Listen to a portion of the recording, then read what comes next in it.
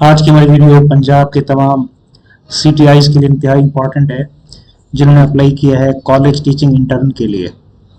तो वो परेशान थे कि कुछ लोगों के डॉक्यूमेंट्स अनवेरिफाइड आ रहे हैं, तो उसके लिए हुकूमत पंजाब ने एक नया अपडेट ये किया है कि अब तमाम जो कॉलेजेस हैं उनको एक लिंक दिया गया है कि वो पोर्टल के ऊपर रीज़न भी लिखें कि जिनके डॉक्यूमेंट्स अनवेरीफाई हैं तो उनकी रीज़न क्या है। आया वो इनकरेक्ट डॉक्यूमेंट है, इरेलीवेंट डॉक्यूमेंट है या ब्लर डॉक्यूमेंट है, रीडेबल नहीं है।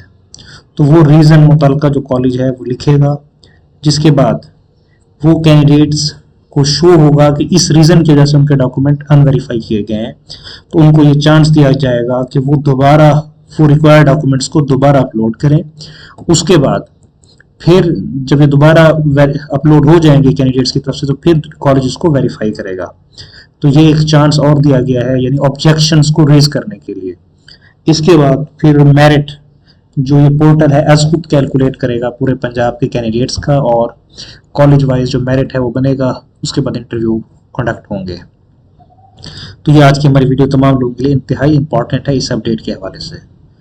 तो हमारे इस यूट्यूब चैनल को सब्सक्राइब भी कर लें ताकि हमारी आने वाली इंफॉर्मेटिव वीडियोस उन तक पहुंचती रहें। थैंक्स।